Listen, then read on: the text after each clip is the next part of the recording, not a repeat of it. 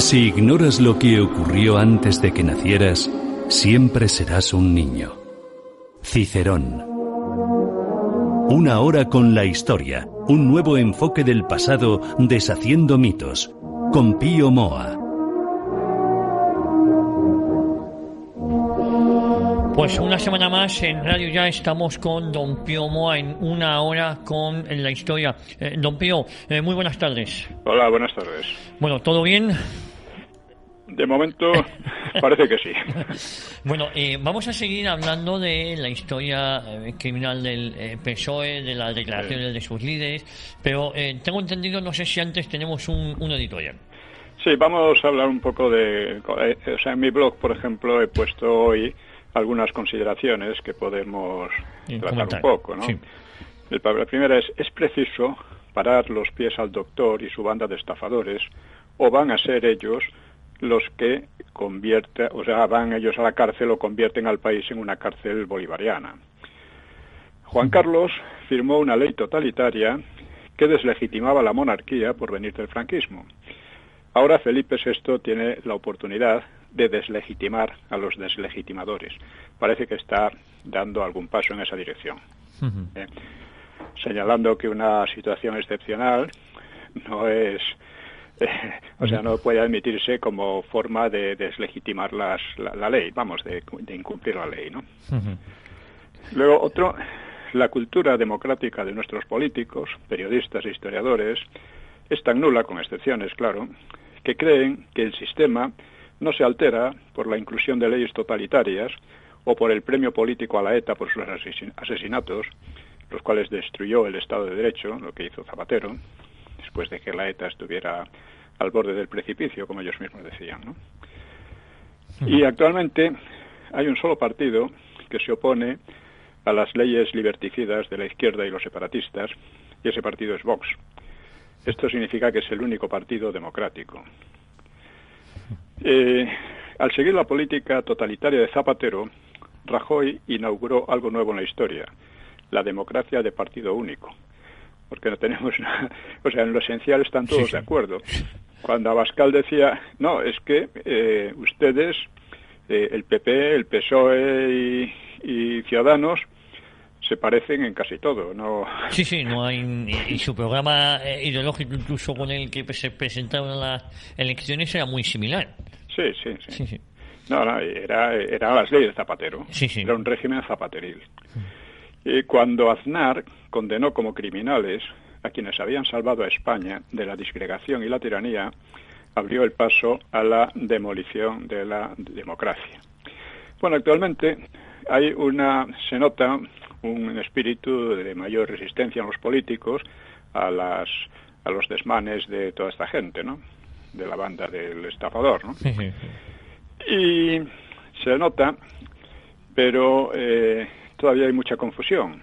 Por ejemplo, Paco Vázquez, viene del PSOE, pues ha denunciado como stalinista la ley de memoria histórica, y está muy bien, pero al final siempre mete un poco la pata. Sí. Y claro, es que las derechas y las izquierdas, pues prácticamente, quiero decir, los nacionales y el Frente Popular venían a ser lo mismo, porque los unos podían echar en cara a los otros Paracuellos y los otros Badajoz.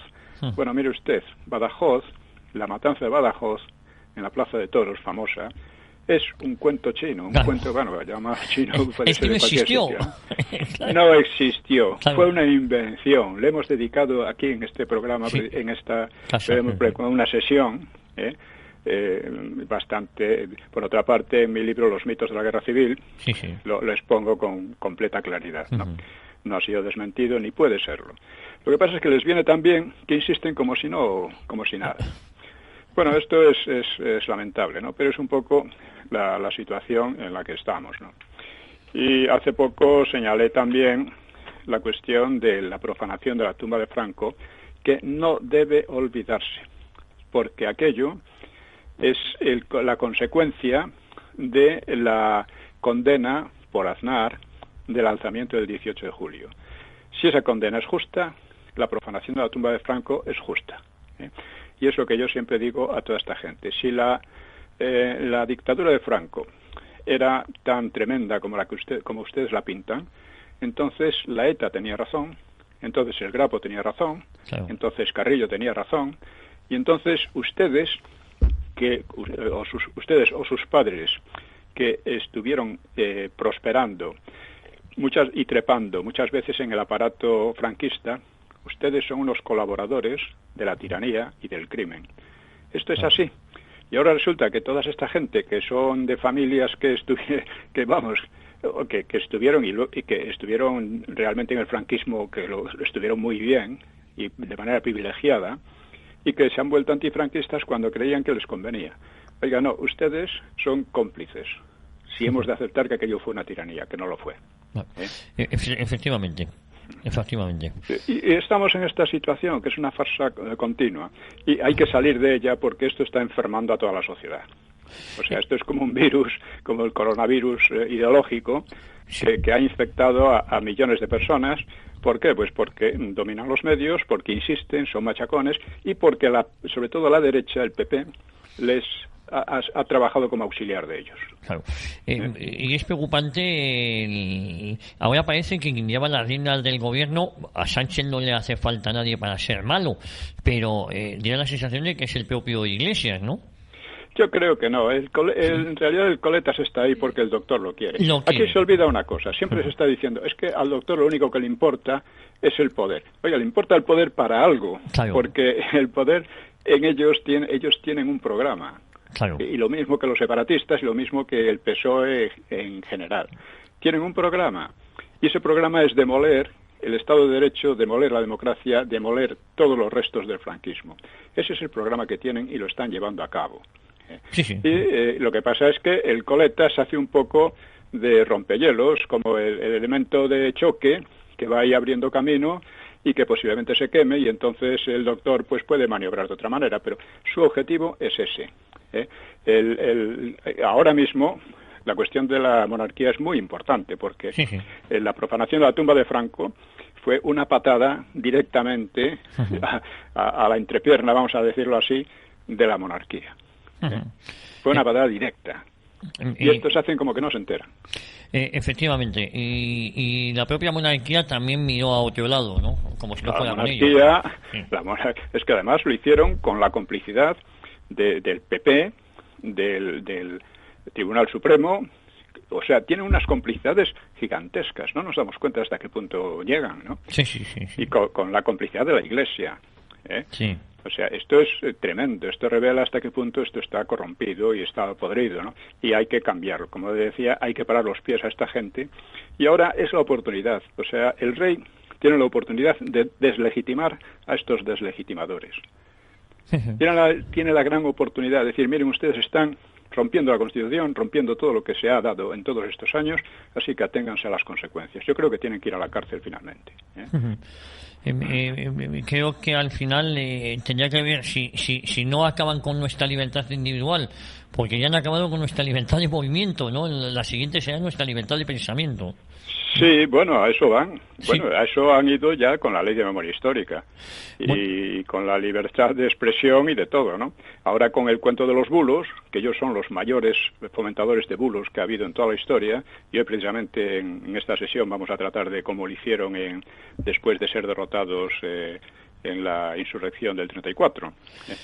Pues ellos son, y con el cuento de que ellos van a impedir los bulos, pues están metiéndose en las redes sociales y en todas partes, están metiendo su censura, de una manera por medio de hechos consumados.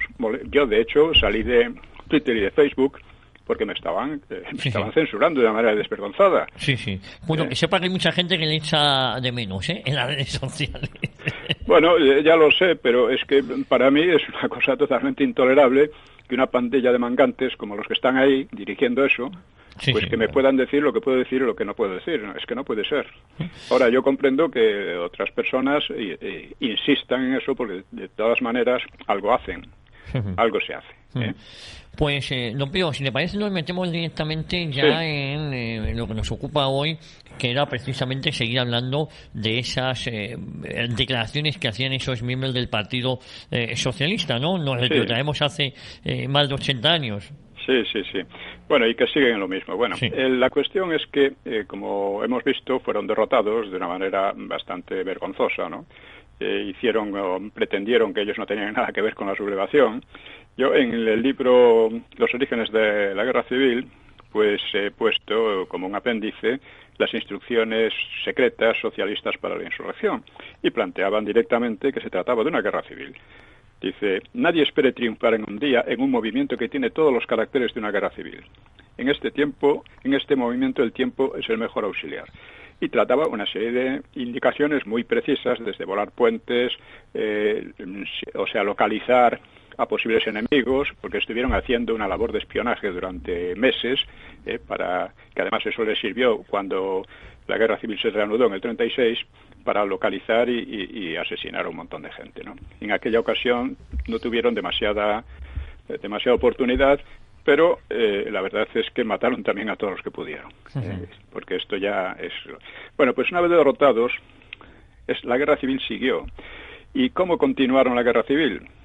Pues la continuaron por la propaganda, mediante una campaña sobre la represión en Asturias, que vamos a analizarlo un poco, ¿no? O sea, porque es digamos, como el método que ellos utilizan siempre en esto, ¿no?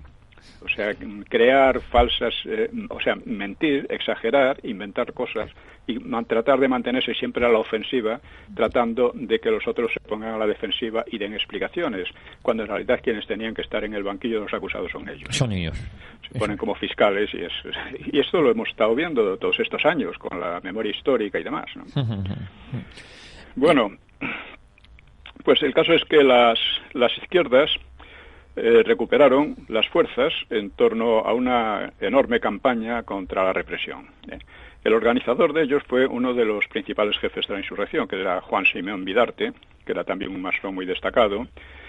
Pues Vidarte cuenta que visitó a Largo Caballero en la cárcel para planear la actividad del partido y movilizar a los dirigentes que estaban en libertad, en especial a Fernando de los Ríos, Anastasio de Gracia, Manuel Cordero. Todos ellos habían tenido, más o menos, estaban implicados en la insurrección, pero no habían sido detenidos. El mismo Vidarte era uno de los principales implicados, ¿no?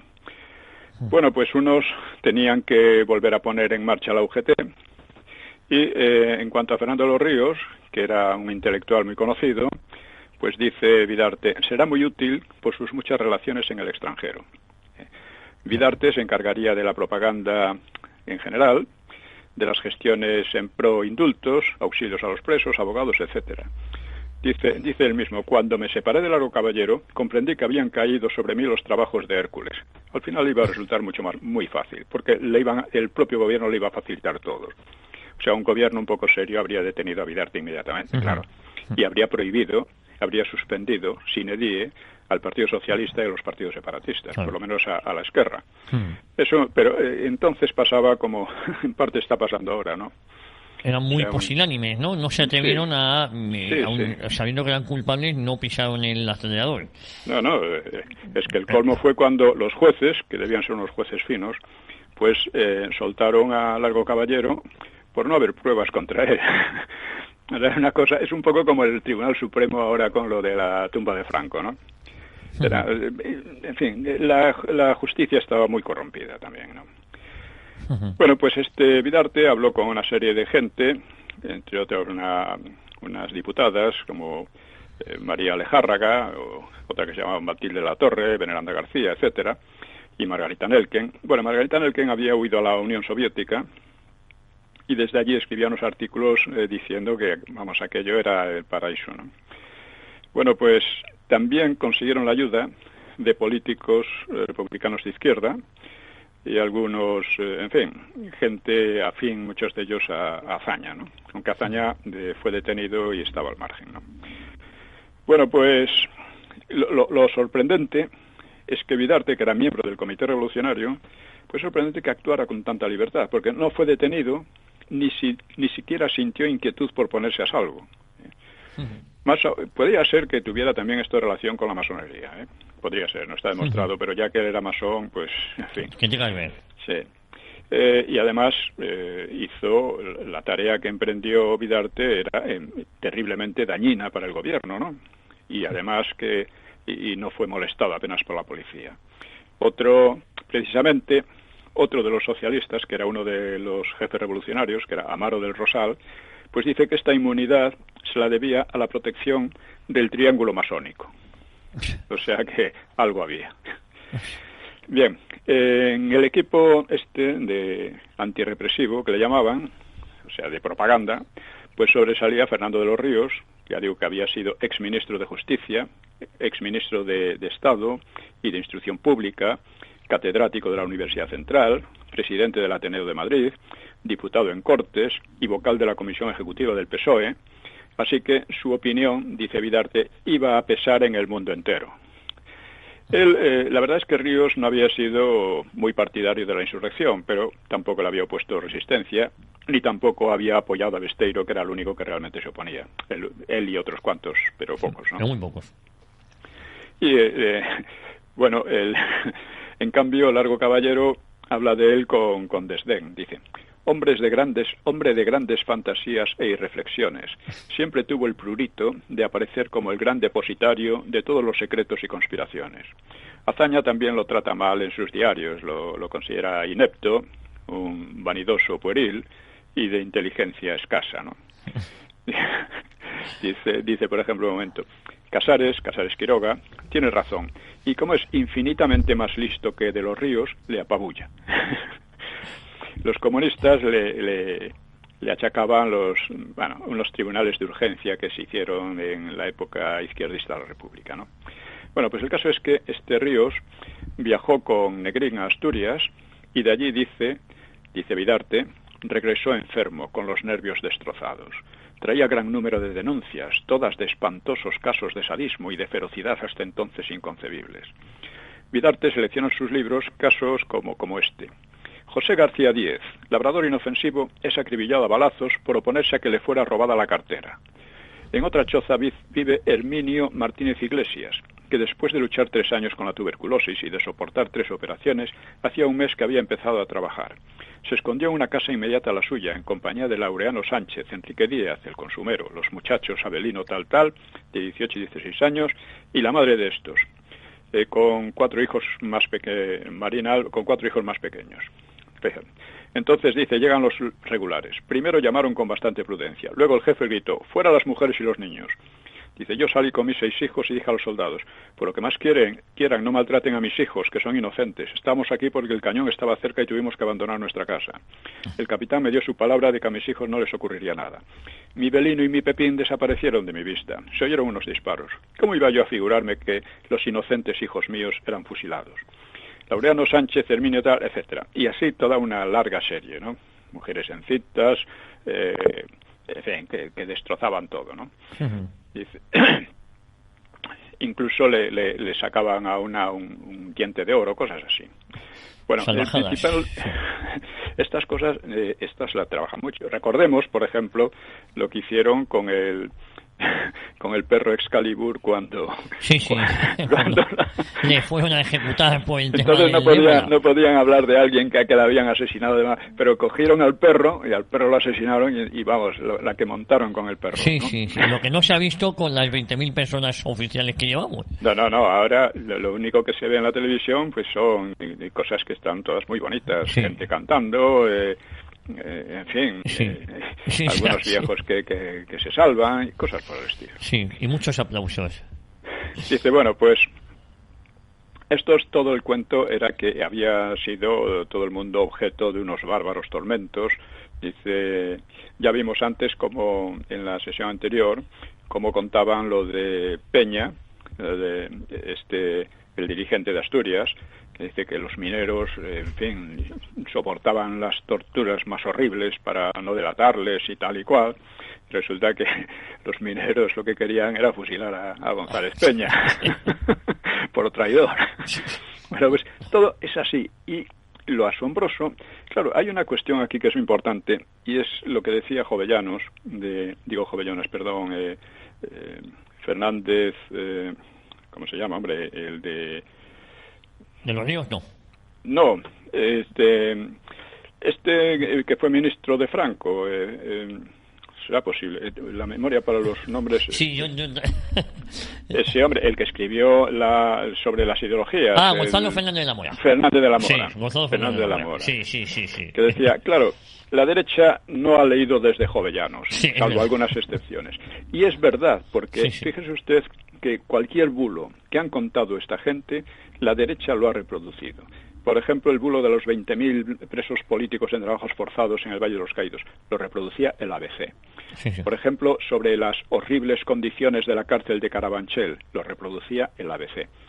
Y lo reproducía hasta que, yo recuerdo, un conocido mío que estuvo allí varios años en la cárcel de Carabanchel por políticos, ¿no? por comunista, pues explicaba cómo era la vida de los políticos en la cárcel de Carabanchel, que eran muy pocos políticos y que tenían una situación de privilegio absoluto con respecto a los comunes, entre otras cosas, ¿no?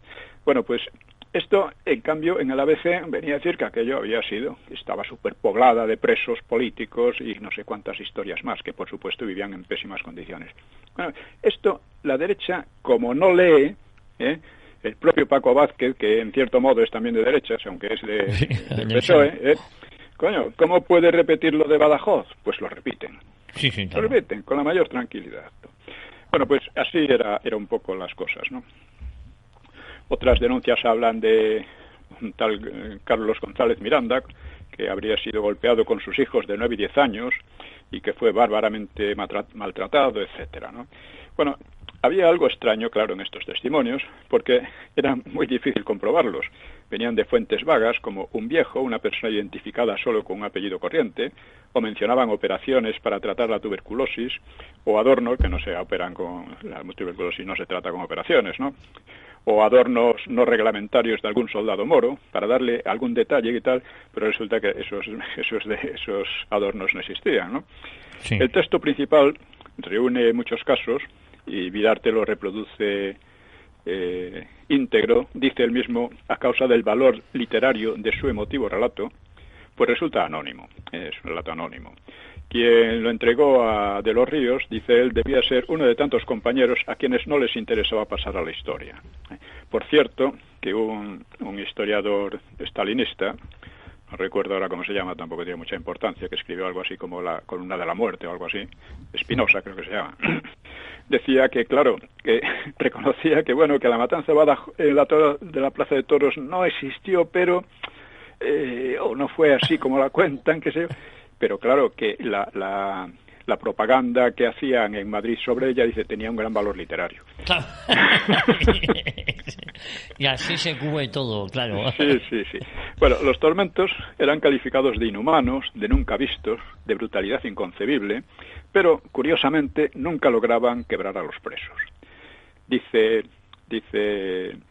Vidarte, después de haber visto a cientos de viejos y jóvenes, antes y después de los martirios de la prisión, puede afirmarse que ni uno solo salió de esos martirios abatido en sus ideales. Dice, y un viejo, pues hablaba con furia y rebeldía después de la tortura. Luego, claro, abundan en declaraciones distintas de las del informe suyo, ¿no? Los hermanos Llaneza, que eran unos destacados activistas, pues escribían a principios de enero: nos encontramos bien de salud, sobra además de alegría y una fuerte dosis de euforia. Tenemos todas las comodidades que se pueden adquirir dentro del régimen de prisión. Esto lo decían los hermanos Llaneza, que eran uno de ellos, pero que decían lo que era la realidad, ¿no? Otro rebelde, que Juan Pablo García, recuerda que entre los presos la moral era altísima, casi religiosa, medieval. Todo el mundo hablaba de la segunda vuelta, de la segunda revolución, que ahora sí triunfaría. O sea que en este siglo de torturas científicas que hacen de los hombres guiñapos, pues la plena fortaleza moral de sus víctimas asturianas pues crea bastantes dudas sobre su inconcebible crueldad, como decían estos embusteros, ¿no? Y claro, estos fingen una indignación absoluta, ¿no? Teniendo en cuenta que el régimen soviético, que era su modelo entonces, pues practicaba a gran escala torturas que sí destrozaban física y moralmente a las víctimas, a menudo de forma irreversible. Pero esto no despertaba escándalo, ni siquiera curiosidad investigadora entre las izquierdas occidentales, ¿no? Esto es así. La campaña, pues por ejemplo, exaltaba a los héroes de octubre. Uno que se llamaba Javier Bueno, que había dirigido el diario Avance, muy leído en la región. Avance empleaba un tono crudamente injurioso hacia las autoridades, tratándolas de criminales, minaba el ejército y circulaba entre soldados y clases de tropa, ¿no?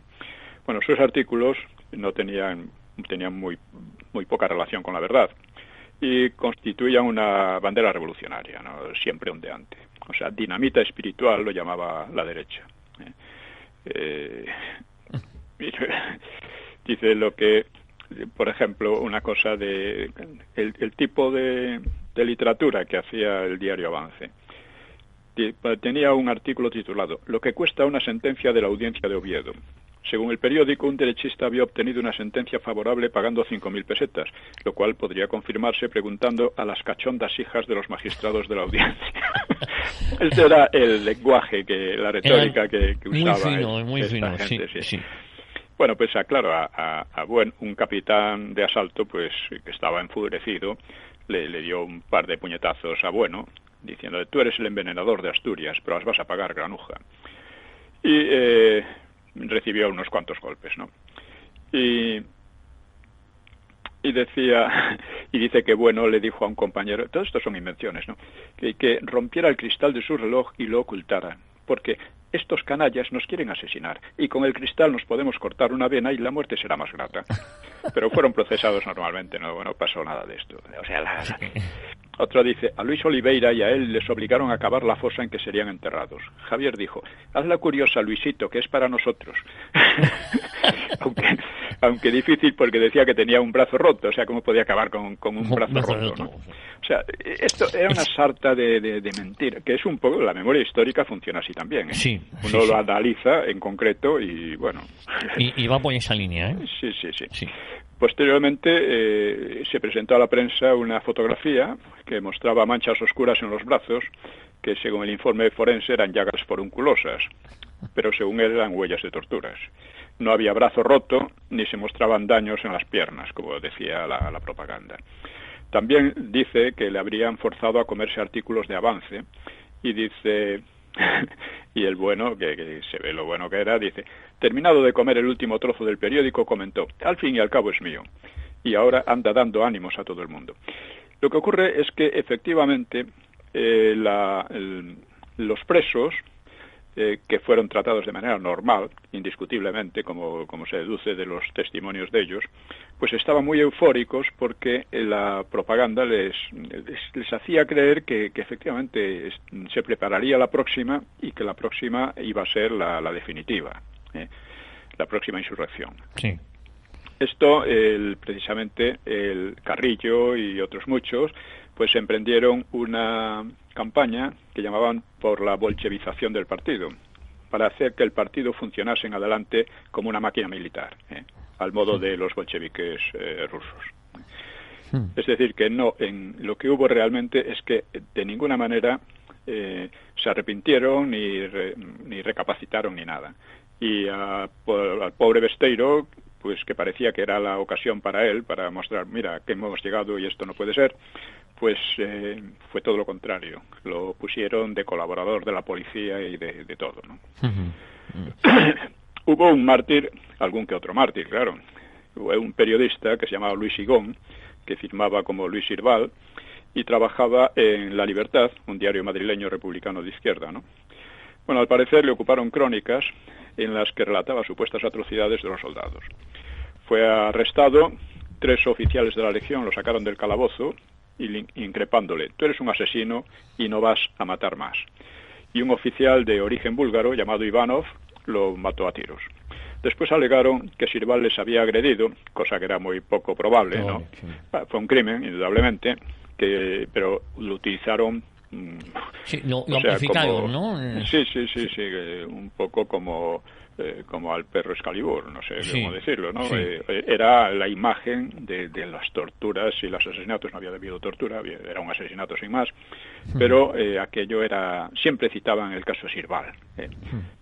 como muestra, dando la impresión de que como él había habido cientos o miles, ¿no? Bueno, otro héroe a medias resultó Teodomiro Menéndez. Este era un dirigente socialista. Según Vidarte, le sometieron a tan bárbaras torturas que un día, cuando lo llevaban de nuevo a declarar, se arrojó de una ventana desde un 5º piso, pero sobrevivió. En realidad, el intento de suicidio se produjo a finales de año, semanas después de los interrogatorios, como prueba también el que pudiera declarar a la prensa días antes. Me encuentra usted así porque no soy como los otros.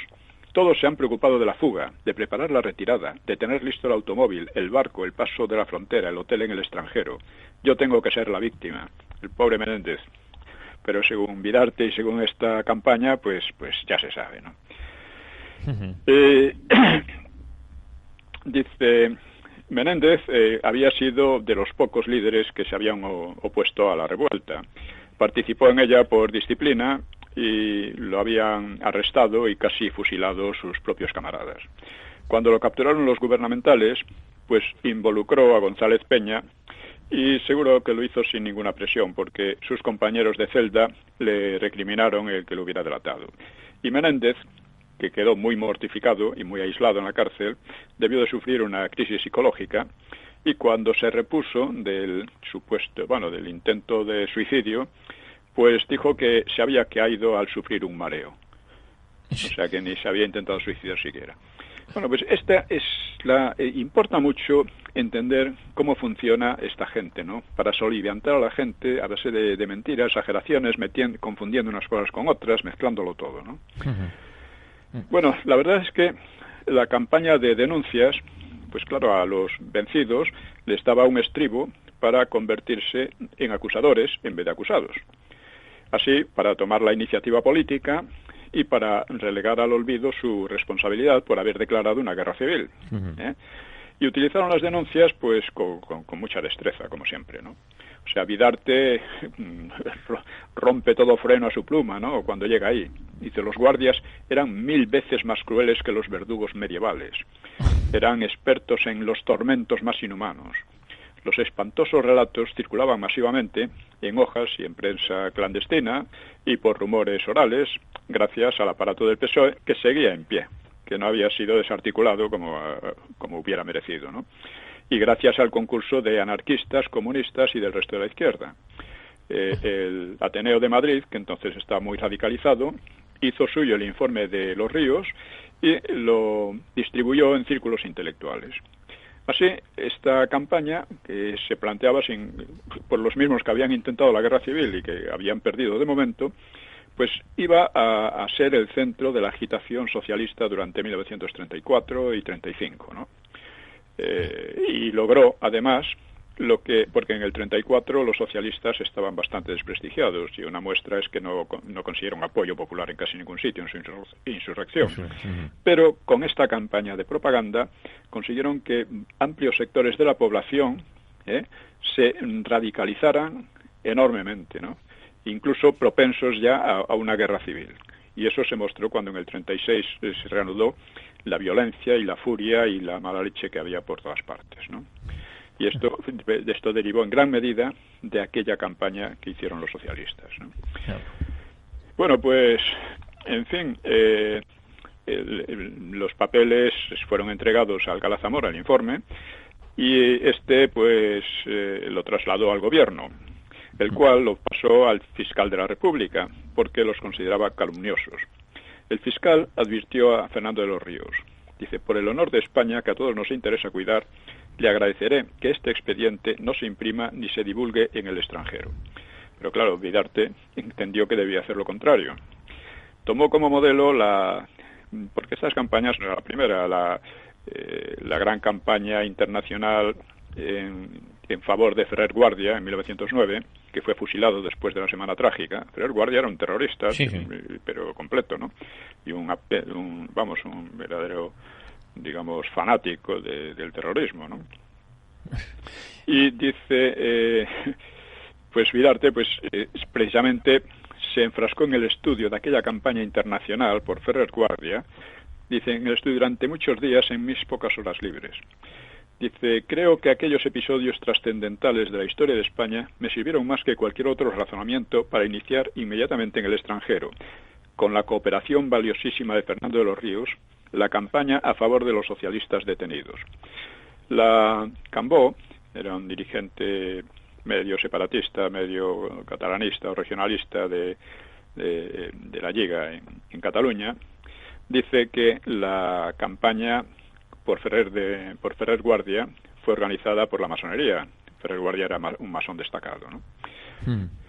Y el informe aseguraba, el informe de ahora, me refiero al 34, aseguraba a sus lectores extranjeros que las masas se levantaron para evitar el fascismo en España, aunque ellos sabían de sobra que esto no era cierto. Los Ríos realizó un trabajo inmejorable para su causa. Era un tipo moderado, pero que no le importaba colaborar en una campaña de mentiras y de falsificaciones masivas, ¿no? Y utilizó sus contactos internacionales que funcionaron a pleno rendimiento. Así que el informe salió en periódicos de Estados Unidos y de Francia y fueron citados ampliamente en otros países. Dice ¿cómo se llama? Vidarte. Dice, una de las primeras visitas que recibimos del extranjero fue la del diputado socialista Vincent Auriol, años más tarde presidente de su país. Acompañado de Ríos, expuso al jefe del gobierno, Lerroux, la súplica del Parlamento francés de que fueran indultados los condenados a muerte y protestó por el asesinato de Luis Sirval y la aplicación en masa de la ley de fugas, que no se había aplicado, ¿no? También visitó en la cárcel a Largo Caballero. Oriol no menciona torturas, pero sí, en cambio, una aplicación masiva de la ley de fugas que sin duda no tuvo lugar, ¿no? Dice Vidarte. O sea, esto es muy importante en estas cosas ir a los propios testimonios de ellos, porque si no parece que todos son acusaciones de los enemigos, que ya se sabe que muchas veces son sesgadas, ¿no? Pero dice Vidarte, la masonería, la Segunda Internacional, la Liga de los Derechos del Hombre. Esta Liga de los Derechos del Hombre era una organización masónica, ¿no? Dice, informaban al mundo de los crímenes cometidos por el fascismo español. Los partidos socialistas y comunistas del mundo entero enviaron al gobierno español sus más enérgicas protestas. Y Vincent Auriol organizó, con el presidente del Partido Socialista belga, Émile van der Velde, una campaña internacional cuyos efectos no dejaron de sentirse en la actitud del gobierno de Lerroux. Bien, la actuación de la masonería, por su influjo en medios burgueses, en ambos lados del Atlántico, pues entorpeció mucho la defensa exterior del gobierno republicano, el gobierno de Lerroux, salido de las urnas, completamente legítimo, ¿no? Que además contaba con algunos masones, empezando por el propio Lerroux. Bueno, pero Lerroux era un masón durmiente, en realidad, como llamaban, o sea, en la práctica no ejercía. No ejercía como tal. Sí. La mayoría de la orden, o sea, de los masones, condenaba al partido radical, al partido de Lerroux. Dice, en las logias, lo dice siempre Vidarte, ¿no?, que es el gran organizador de todo esto, ¿no? En las logias de la calle del Príncipe, la masonería había organizado una gran campaña dentro y fuera de España para obtener los indultos. Pérez Farrás, que ya estaba condenado a muerte, era un militar que participó en la insurrección, el levantamiento de la Generalidad en Barcelona. Dice, Pérez Farrás era hermano nuestro y varios de los ministros del gobierno también lo eran. O sea que el gobierno estaba en cierto modo minado, ¿no? Y lo era Fernando de los Ríos, claro. Lo era Álvaro de Albornoz, era Marcelino Domingo, que eran varios de los principales colaboradores de la campaña. Ríos, subraya Vidarte, pues desplegó una actividad incansable en pro de los indultos, poniendo al servicio de esta causa toda la generosidad y nobleza que le caracterizaban. Ya hemos visto su generosidad y nobleza, ¿no? O sea, es una perversión de los adjetivos, ¿no? Es perversión del lenguaje, ¿no? Lo malo resulta lo bueno y lo bueno lo malo, ¿no? Sí. Bueno, pues entre los dos, dice él, organizamos la intensa campaña. Nos dirigimos a la Internacional de Ámsterdam, a la Internacional Sindical, a la Liga de los Derechos del Hombre, a los partidos socialistas de Inglaterra y Francia, al Grande Oriente Español, la Gran Logia Española, etcétera. Está claro. Aquí yo, por supuesto, no comparto todas esas ideas conspiranoicas de que la masonería está en todo y además dirige todo, pero indudablemente aquí sí lo está. Confesión de parte no hay por qué dudar, ¿no?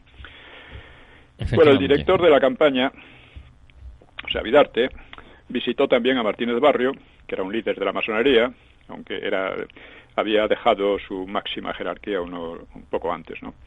Bueno, Martínez Barrio pues demostró algún escepticismo. Dice, las circunstancias políticas obligan a veces a abrir un paréntesis en las obligaciones masónicas. Recuerde usted al masón Danton enviando a la guillotina al hermano Vergniaud, a los girondinos, entre los que había tantos masones, Roland, Brissot, Condorcet, Barnave, al masón Robespierre, mandando a la guillotina a sus hermanos Danton, Camilo Desmoulins, Guzmán, etc. Al hermano Tallien promoviendo la conspiración de Thermidor, lo digo porque efectivamente entre los masones pueden llevarse muy mal. Dice, que llevó a la guillotina a los hermanos Robespierre y Saint-Just, o sea, cómo se asesinaban unos a otros durante la Revolución Francesa, ¿no? Afortunadamente, decía Martínez Barrio, en la República Española todavía no nos hemos ajusticiado los unos a los otros, y ojalá que no llegue nunca ese momento. Es decir, que él estaba un poco mosqueado con aquella campaña que no sabía dónde podía parar. Dice, al final no se comprometió del todo, prometió alguna ayuda. Dice, durante toda mi vida he sabido hermanar mis deberes republicanos y mi obligación de masón. Es muy interesante porque comparar a Vidarte con Martínez Barrio, porque Vidarte habla abiertamente de las conspiraciones masónicas, no se corta nada. ¿Por qué? Porque las consideraba perfectamente justas y legítimas y que estaba muy bien. En cambio, Martínez Barrio, en sus memorias, la masonería no existe. No dice una palabra de la masonería, y eso que había sido uno de los cargos más altos de ella, ¿no? Bueno. Sí. Pues así es. Bueno, Vidarte dice que Vidarte había pedido una baja provisional en la orden al gestarse la insurrección para dedicarse completamente a la insurrección y no tener que depender de otras órdenes que podían ser contradictorias, ¿no?, de los masones, ¿no? Pero con motivo de la campaña contra el gobierno pensó, dice él, la masonería representaba una fuerza poderosa y no podía prescindirse de ella. Dice, también conseguimos que el Partido Laborista hiciese pública su firme protesta, organizase mítines en todas las ciudades importantes y abriera suscripciones para sus hermanos de España, se refiere a los socialistas, no a los masones, ¿no?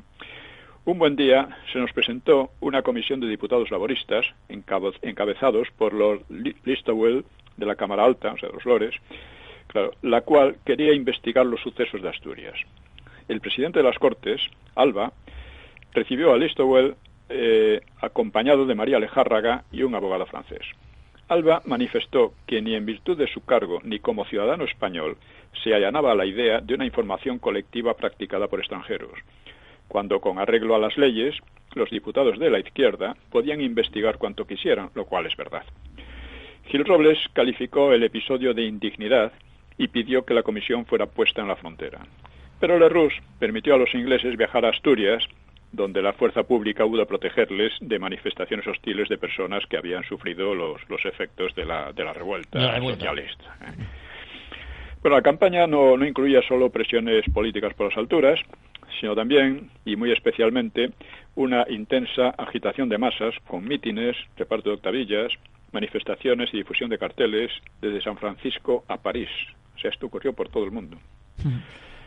Claro, fue esa campaña mediática, ¿no?, a raíz de la revolución del 34, le supieron sacar partido cuando ellos habían sido los incitadores. Sí, ellos habían sido los provocadores de todo, con 1.300 muertos y unos destrozos tremendos, pero les daba igual. Ellos se mantenían a la ofensiva, ya que no podían con las armas, pues con la propaganda, y lo hacían masivamente, ¿no?, dentro y fuera del país, ¿no? Así, por ejemplo, una muestra de esta agitación pues puede ser un cartel que se pegó masivamente en las fachadas de París.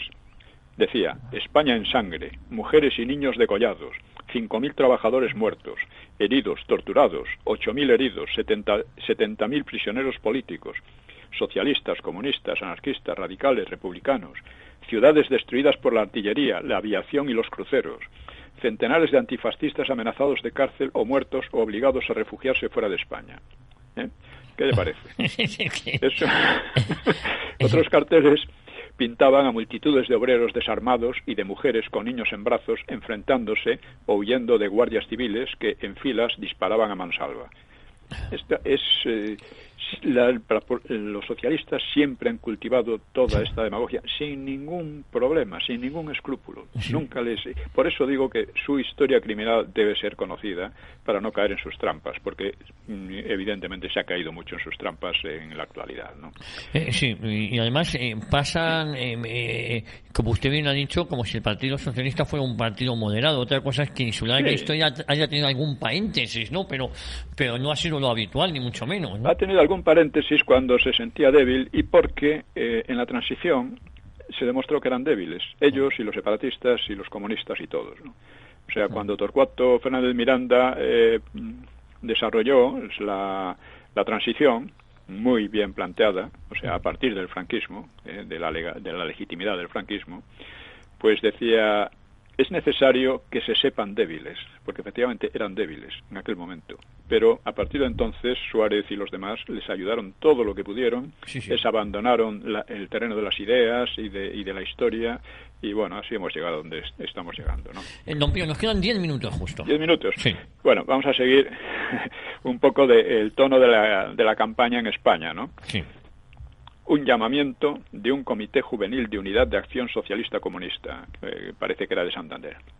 Decía así: trabajadores, hombres libres y de sentimientos humanitarios, mujeres montañesas, madres, protestad por medio de manifestaciones contra las penas de muerte que repugna a los más duros sentimientos, menos a esa canalla que, teniendo en sus principios el no matarás, no vacila en continuar gozando de sus privilegios y en derramar sangre trabajadora. Era el tema, ¿no? El estilo. El gobierno, decía, era una taifa de ladrones y asesinos, con sed de sangre proletaria.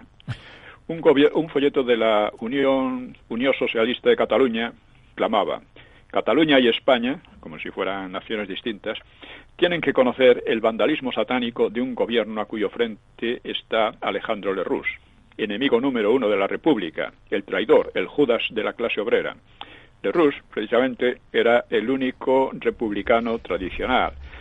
Su partido, el Partido Radical, era con muchos más antiguo. La mayor parte de los partidos republicanos se formaron prácticamente al inicio de la República o poco antes, ¿no? Uh-huh. En cambio, era el único que había mantenido la bandera republicana durante los años de la Restauración, ¿no? Había evolucionado, ¿no?, de ser un energúmeno a una posición moderada y razonable, ¿no? Y, en fin, esto nos puede indicar un poco. Hablaba de canibalismo gubernamental y afirmaba que ante los sufrimientos infligidos en las cárceles, dice, el suicidio era en muchos casos una liberación. Nadie se había suicidado. Eso es lo primero, nadie se había suicidado. Reproducía asimismo un informe de Álvarez del Valle sobre torturas, firmado por 580 presos de la cárcel de Oviedo, y contenía el llamamiento siguiente: hombre de conciencia, haz circular estas hojas. O sea, es inaudito, claro, pero es el descaro absoluto, ¿no? Uh-huh. Bueno, debido a las condiciones muy liberales de comunicación carcelaria, pues las prisiones se convirtieron, como explica el revolucionario el socialista Amaro del Rosal, se convirtieron en incesantes centros de agitación. Dice, las horas de visita, inolvidables, en todas las cárceles, representaban verdaderos momentos de agitación y propaganda que cada día se extendía por todos los barrios del Madrid popular y republicano, pero también por algunos de la pequeña burguesía, así como por la universidad y centros docentes. El mismo fenómeno se registraba en las demás capitales. Esta era la represión feroz que había. Bueno, la represión afectaba a todo el país, pero claro, las acusaciones por atrocidades se limitaban a Asturias, porque no solo porque no ocurrieron fuera de allí, hubo algunos crímenes indudablemente en la represión, pero esto era normal, y quienes lo habían desatado eran los responsables, ¿no? Y porque también la mitificación internacional de la insurrección asturiana como una segunda comuna, Commune de París, de 1871, que fue una orgía de asesinatos y de incendios, entre otras cosas, que efectivamente tenía cierto sentido identificar las dos cosas, ¿no? Pues se fundaron en Francia pues asociaciones como la de Amis de l'Espagne, Amigos de España, que incluía intelectuales como André Gide, Henri Barbusse, Georges Duhamel, y con el objetivo de explicar al mundo la verdad de octubre, sus causas y consecuencias. Claro, fue mitificado todo aquello cuando lo que había sido era una intentona golpista revolucionaria, ¿no? Sí, aquellos intelectuales de izquierda y tal, pues querían informar de todas las mentiras que se estaba diciendo. O sea, desde luego ellos eran los menos informados de todos, porque se creían aquellas historietas, ¿no? Otra organización muy activa, denunciando el supuesto fascismo del gobierno y sus tropelías inconcebibles, fue el Comité de Socorro a las Víctimas del Fascismo, a cargo de Willy Münzenberg. Este Willy Münzenberg, pues, era un auténtico genio de la propaganda stalinista en el mundo occidental, ¿no? Es muy interesante como al final murió asesinado de una manera muy extraña, porque claro, estas cosas pasaban dentro de los stalinistas, ¿no? Vidarte concluyó muy eufórico. Estábamos satisfechos. La campaña internacional empezaba a dar frutos. Salvaríamos a todos los encartados por la insurrección de octubre. En realidad fueron fusilados algunos menores. Ya veremos, esto fue por culpa de Alcalá Zamora, que bueno, este fue uno de los grandes causantes de la reanudación de la guerra civil. Pero bueno, ya hablaremos. La verdad, los primeros indultos no debieron nada a aquella campaña, porque para poner el aparato en marcha pues tuvieron que pasar unas cuantas semanas, y la mayoría de las actuaciones fue posterior al indulto a Pérez Farrás, que trajo consigo los restantes. Otra cosa sería la segunda fase de la campaña, que se desarrolló en torno al juicio contra González Peña, ya en febrero, ¿no? Bueno, pues González, que ya vimos lo que le había sido con él, resultó el héroe revolucionario por excelencia, y la propaganda se volcó en su exaltación. Vidarte cuenta de él. Había dicho, bueno, lo que hemos dicho, de que mientras quemara, que a los mineros les quemaban los ojos y los testículos y tal, pero que no decían nada, ¿no? Y realmente la realidad fue que querían fusilarlo, ¿no? Que escapó llevándose un montón de dinero y al final lo pillaron, ¿no? Bueno, pues todo esto es el informe de Vidarte, y bueno, en el libro se hizo un libro colectivo sobre González Peña, y Araquistain, que era el intelectual de todo esto, el intelectual socialista, pues hablaba de su heroísmo, su clara inteligencia. Dice, esto insisto, técnico, sí puede decirse, de la guerra civil. Lo consideraba un honor considerarlo un técnico de la guerra civil. González dice, era el hombre simbólico de la revolución cuya cabeza pide a gritos una burguesía aterrada y vengadora. Desde los tiempos de la Inquisición, jamás el fanatismo católico, doblado esta vez de sevicia capitalista, había dado en España un espectáculo tan repulsivo de barbarie sanguinaria. Prieto hablaba de su entereza, que contagiaba a sus mujeres y sus hijos.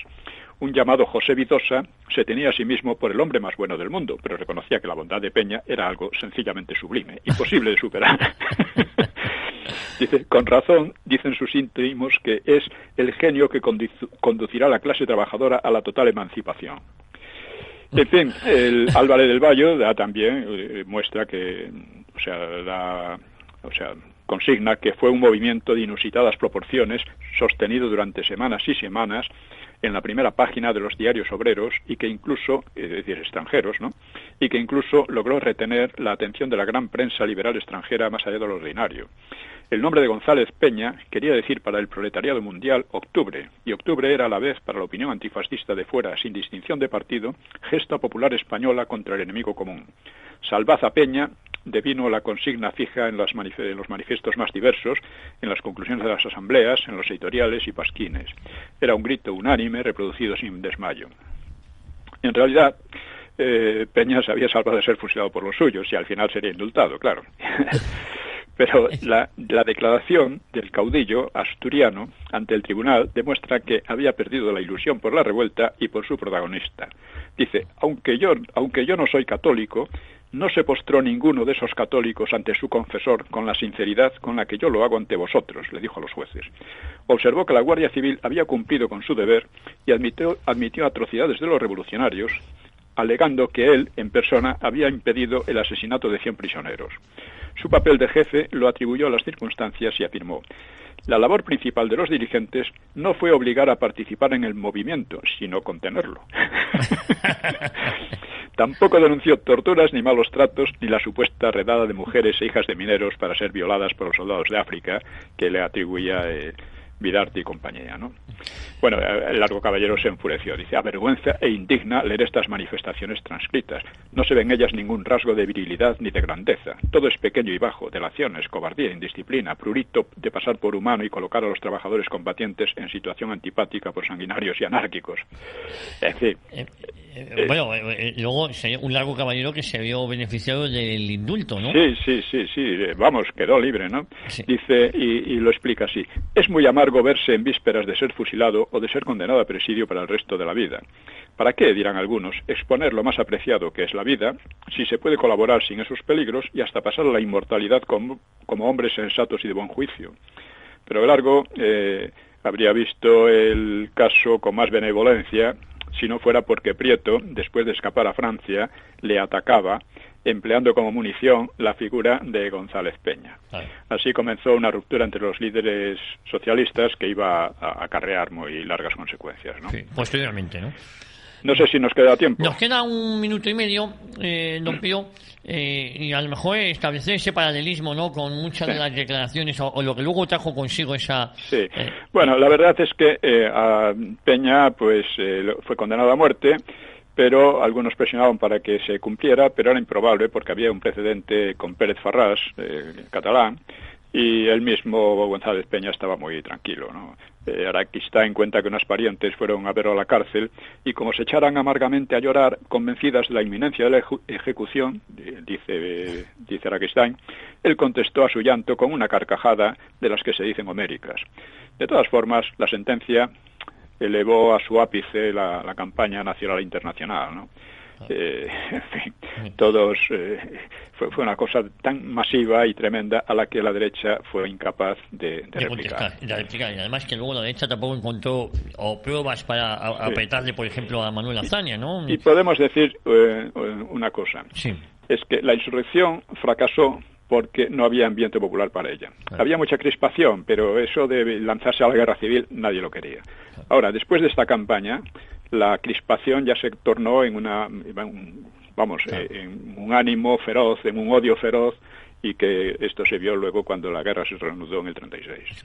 Pues, don Pío, lo tenemos que dejar aquí. Volvemos la próxima semana aquí a Radio Ya a 1 hora con la historia, tratando estos temas que, por desgracia, tan naturalidad está, porque hablamos de historia, pero lo podemos traer al siglo XXI, ¿no? Sí, perfectamente. En el libro ¿Por qué la Frente Popular perdió la guerra? Explico efectivamente el paralelismo evidentísimo, ¿no?, que hay. Pues por desgracia, a seguir bien esta semana y continuamos hablando nosotros. Es eso, a cuidarse todos. Un abrazo muy fuerte. Un abrazo a todos. Hasta la próxima semana. Adiós.